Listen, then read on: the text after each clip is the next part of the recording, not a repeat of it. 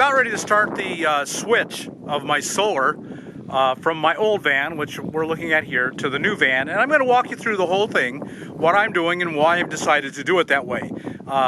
I've been installing solar now for about 9 years, so I've got a pretty good idea of what I'm doing and how it should be done. I'll put in a link to these. I've just been very, very happy with them. You can see a little bit of surface rust on the outside here, but these are 6 years old. So I bought another pair, a set exactly like them. So this is what they look like. The uprights, this bolt, and this clamps on. I've loved these so much that I have recommended them, and they're so cheap. I believe they're now $78 for the 2-pack, and I paid $100 for the 3-pack. Hi everyone, so I'm up on top of the new van installing the new ladder racks. Let me give you an idea of exactly how they work here. So right over here is one we've installed, and you can see that it goes across just like all ladder racks do. And right here, that thing is a set screw that goes in and out. And then at the end, it just, that screw goes up and goes down and bites and pulls that up. So what I'm going to do with you've been watching me install the ladder racks up on the top of the van. How I'm going to install the panels to the ladder racks is with 2x4s, treated 2x4s that I'm going to paint. It's really important. The sun, the UV from the sun just destroys plywood and lumber, and then the rain on top of it, and snow and cold, and on and on and on. By treated and painted. Now we're dealing with the solar. We've built the solar rack for the roof for the solar panels on the top. We're getting all the electrical wiring done inside. There will be 2 inverters, a 2,000 watt pure sine and a 400 watt modified. There will be a couple of fuse blocks. We're doing all that wiring and getting things all wired and ready. But here behind me are the stars of the show. That is $1,000 worth of batteries sitting right there. There are 4 AGM golf carts. The culprit is back there behind me. You can see that. It's the microwave. That microwave eats up power, and you need a minimum of 400 watts and 4 golf carts to run a microwave off of a 2,000 watt pure sine wave inverter. There is one really important consideration you have to take into before you buy batteries. Will I take care of them? And the simple truth is I did not take care of my golf carts. I didn't put water in them, I didn't check them, and so they died an early death. I replaced them now with these AGMs. Now these are Full River 6-volt golf cart AGM. I've owned a set of these before, and I've been real pleased with them. I believe Full River is by far the best bang for the buck for golf cart AGMs. They're going in behind my 2 seats. They will be connected with 2-aught wires across. 2-aught, not 2. 2 means a 2-gauge wire might be the size of your little finger. A 2-aught is about the size of your thumb. The inverter, because it's 2,000 watts and surges to 4,000, has to have big wires. It is also 2-aught wire. So let me show you everything we've done. So we've got a piece of plywood, and we've got a D-ring, and then a ratchet strap goes around to one exactly like that. It's ratchet strapped down tight. We think that's pretty secure enough for us, and we're real happy with that. And that's just an extra safety item that you should give serious thought to doing. Wait a minute, Terry, you got that all wrong. You got positive to negative. You never do that, do you? You do if you're seriesing 2 6-volt batteries. Ah, so that's how you do it. We're making these 2 6-volts into 12 volts. Very simple process. The positive post of one battery, the negative post to the other battery, and now those 2 posts are still 6-volt, but the other 2 posts are now 12-volt. Now that we have 2 12-volt batteries, 2 big ones, one behind each seat, and what we have to do is, so we created series. The 6-volt batteries are in series, and now we want to make the 2 12 volts in parallel. You run positive to positive and negative to negative. That's about it. Okay, everyone, now I'm going to show you how we've mounted. We're going to mount the panels to the 2x4s. Just the simplest way we could think of to do it was a simple L bracket. We will set it here take my drill and drill in until it goes through at the bottom. And then we just have a sack of nuts and bolts here. A sack of nuts and bolts, screws. The L bracket gets L bracketed in. We're doing that up here on the roof. This sets down, and then we'll use screws to go down into the 2x4.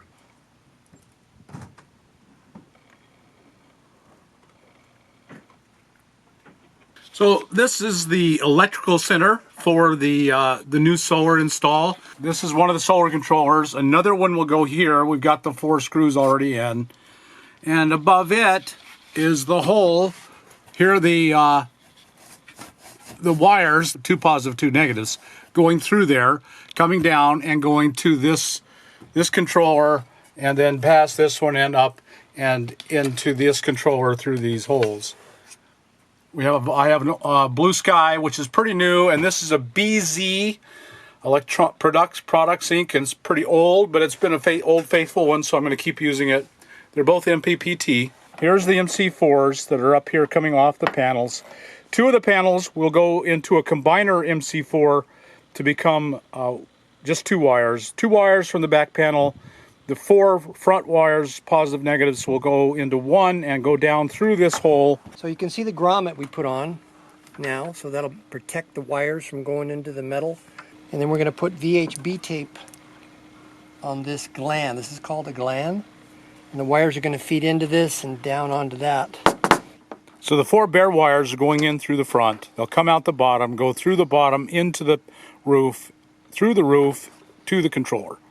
And on the other end of these 4 cables are MC4 cables, connectors, which will go to the solar panels.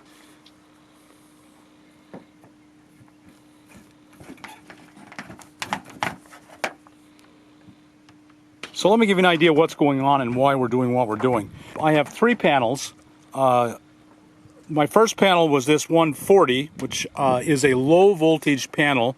It uses MC4s, but it's low voltage. It's 12 volt nominally, and so it's probably 18 volt in reality. This is a 240 watt panel, and it is a high voltage panel, also MC4 cables, but a high voltage panel. So it's a 24 volt panel nominally, and it's probably 30 volts. These 2 different voltage panels cannot be combined into one controller. So that's why I have 2 controllers down below.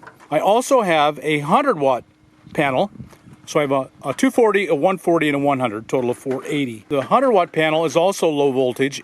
So these 2 panels, the 100 and the 140, can be combined with MC4 connectors. So there'll be a total of 4 cables that go through the roof, a positive and negative from the 2 low voltage panels, and a positive negative from the 1 high voltage panel. They will go through this gland. A gland is a box that's designed to be waterproof. So you can see Terry feeding all the cables through there. The idea being that once you've glued this and die-cord this, water can never reach the hole to get in. So we're connecting the 2 connectors together, the MC4 connectors. And what you want is the positive cable from the 100 watt panel and the positive cable from the 140 watt panel to go into one connector. And then the negative from one and the negative from another into the other connector, so that you always have a positive cable and a negative cable. The 2 panels are going to be in parallel by connecting positive to positive, negative to negative. They are then in parallel and can be combined onto one wire and run to the controller. So you can see I'm putting on this VHB tape on the bottom of the gland. Oh, and we cleaned it. You see there's a... Cleaned it with alcohol. Cleaned it with alcohol there with that washcloth. So we know the surface is clean. It's critical. And that's it. Let's get a good press. And that should be on there forever.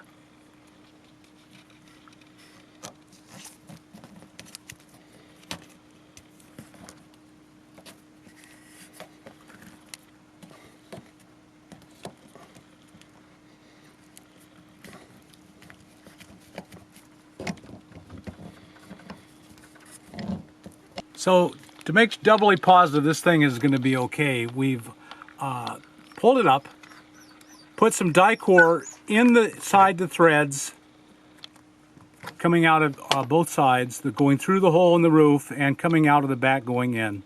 So it's just full of Dicor. So should water ever get through it, it will hit Dicor on the inside. Now we're using Eternabond tape.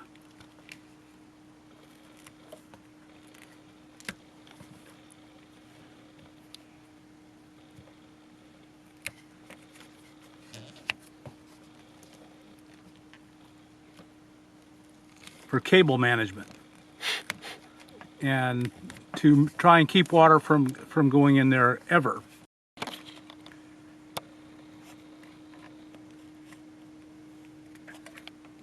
So we're looking sideways at the gland.